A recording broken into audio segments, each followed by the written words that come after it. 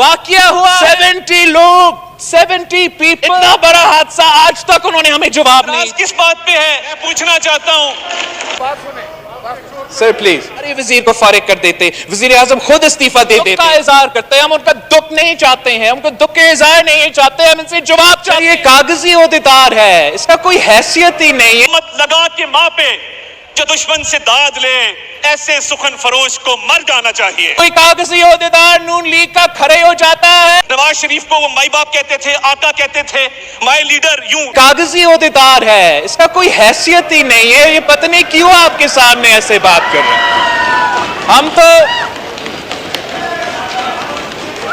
जनाब स्पीकर, मैं तो लिटरली इतना ऑफेंडेड हूं कि मेरा कोशिश क्या है, मेरा कोशिश ये है कि इस नेशनल असेंबली को थोड़ा सा तवज्जो दिलवा दो। एक इतना बड़ा वाकया हुआ है और हम आज का सेशन उसी टॉपिक के हवाले कर दें। जनाब मिनिस्टर साहब खड़ा हो जाता है, जनाब मिनिस्टर साहब खड़ा हो जाता है, कोई कागजी ओहदेदार नून लीग का खड़े हो जाता है, तो वो सिर्फ और सिर्फ अपनी सियासत चौंकाने के लिए खड़े हो जाते हैं। कोई अपना दौर का सीपैक का शुरू हो जाता है तो कोई कहता है कि इफ्तिफाक फाउंड्रीज के लिए उन्होंने ट्रेन का जो आयन है वो उठाया है।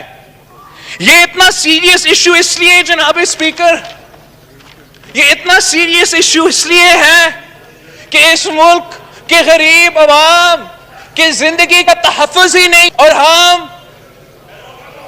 हम इनके बारे में आपके तवज्जो लेने दिलवाना चाह रहे हैं तो लोग अपने सियासत चमकाने शुरू हो जाते हैं।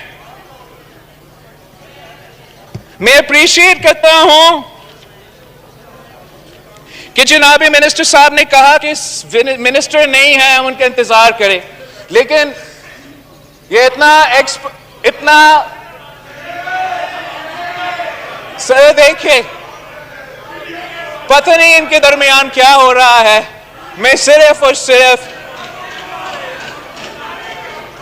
एतराज किस बात पे है, एतराज किस बात पे है, एतराज किस बात पे है, एतराज किस बात पे है, नए रिकॉर्ड कायम कर रही है, एतराज किस बात पे है मैं पूछना चाहता हूं। सर प्लीज, सर प्लीज, हम ये मैसेज पाकिस्तान को नहीं दे सकते हैं। हम ये मैसेज नहीं दे सकते कि जब एक सानिया है कि चाहे आप ट्रेजरी बेंचेस पे हो या ऑपोजिशन बेंचेस पे हो, हमने पूरे पाकिस्तान को ये मैसेज देना है कि हम उनके साथ खड़े हैं इस मुश्किल वक्त में। सारे वजीर को फारिग कर देते, वजीर आजम खुद इस्तीफा दे देते कि वो आज तक अपना ही वादा पे पूरा नहीं उतर सका। आज तक मैं उनका ही अपना वादा को मैं उसको याद दिलवा रहा हूं कि आज तक वो अपना वादा पूरा नहीं कर सका, तो वो बाकी वादे जो पाकिस्तान के अवाम से करते आ रहा है, हम उसका भी अंदाजा है कि वो वादे भी पूरा नहीं होंगे। अपनी इन आंखों से, अपने इन कानों से नवाज शरीफ साहब को आका कहते देखा है, भाई बाप कहते देखा है, आप कॉन्ट्रडिक्ट कर दें, ये ना करें। देखिए वो जालिब ने कहा था ना कि जब हम खुशामद करने पे आते हैं, जमीन आसमान के कलाबे मिलाते हैं। वो भी इस फ्लो पे खड़े हैं, वो जो भी उनकी बस की बात है वो उनके लिए करना चाहते हैं।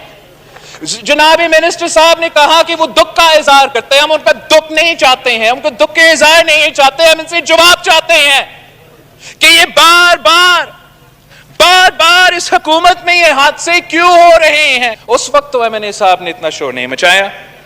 एक और हादसा हुआ, 70 लोग, 70 पीपल, आपको याद होगा, इतना बड़ा हादसा, आज तक उन्होंने हमें जवाब नहीं दिया।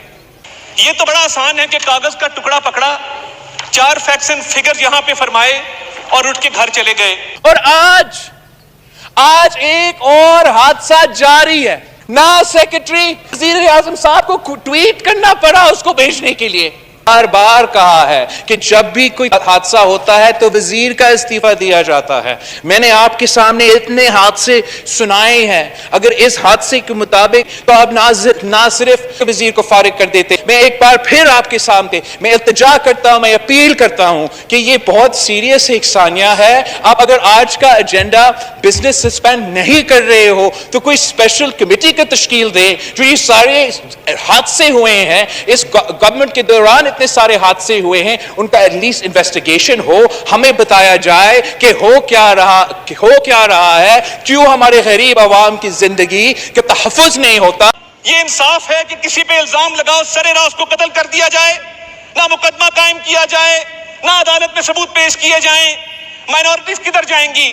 کل ہم ایک چرچ کے اندر ہارون ولیم نامی پاک فوج کے ایک سپاہی کا آخری رسومات میں ہم شامل ہو کے آئے ہیں.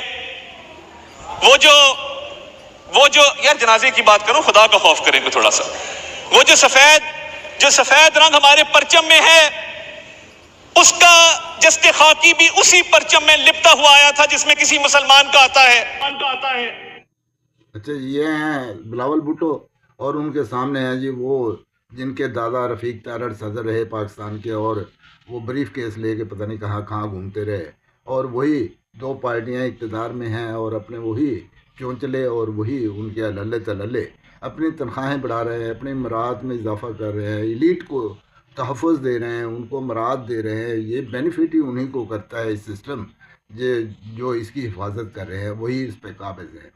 ابھی ان کی پرفارمنس کا اگر حال دیکھا جائے دونوں پارٹیوں کا, تو نون لیگ کی سیاست شروع ہوتی ہے جناب وہ موٹر وے سے اور ختم ہوتی ہے جا کے میٹرو پہ. اس کے علاوہ ان کی کوئی پرفارمنس نہیں ہے. پھر پیپلز پارٹی کی اگر بات کریں, روٹی کپڑا اور مکان تو رہا ہے ایک طرف.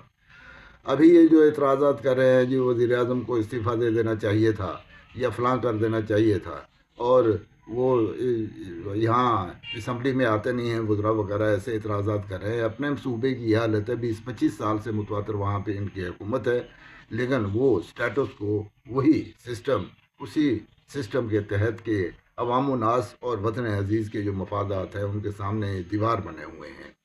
یہ سسٹم جو ترقی ہے, خوشحالی ہے, عوام ناس کی بنیادی حقوق ہے, رول آف لا ہے, کسی قسم کے کوئی اصلاحات جو ملک کو فائدہ دے سکتی ہے, عوام کو فائدہ دے سکتی ہیں, ان کی راستے میں بہت بڑی رکاوٹ ہیں. صرف اپنے ایک پاؤ بھر گوشت کے لالچ میں پورا اونٹ قوم کا ذبح کر رہے ہیں, اور یہ لوٹ مار کا بازار گرم کیے ہوئے ہیں.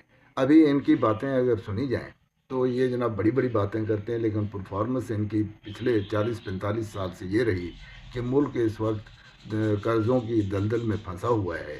مہنگائی ان زوروں پہ ہے کہ ہمارے پاس جو وسائل ہیں قدرتی ان کا استعمال بھی یہ نہیں کر پاتے, اس لیے جان بوجھ کے نہیں کر رہے. اگر گیس ایران سے لے لی جاتی جس کا $18 ارب کے قریب جرمانہ اور ہرجانہ جس کی وہ تیاری کر رہے ہیں ایران والے کہ آپ نے اپنا وعدہ پورا نہیں کیا, تو ہم جو ہے نا اس کو لے کے جاتے ہیں انٹرنیشنل کورٹ میں, تو پھر وہ $18 ارب ان کو پیمنٹ تو جرمانے کی صورت میں دینی پڑے گی. ابھی جان کے لالے تو پڑے ہونے چاہیے ان کو لے کر, ان کو پرواہ نہیں ہے کہ ان کا ماٹو اور مشن غالباً یہی ہے کہ بربادی, اجاڑ, گلیاں ہو جائیں سنیاں, رانجھا یاد پھرے, کسی قسم کی بنیادی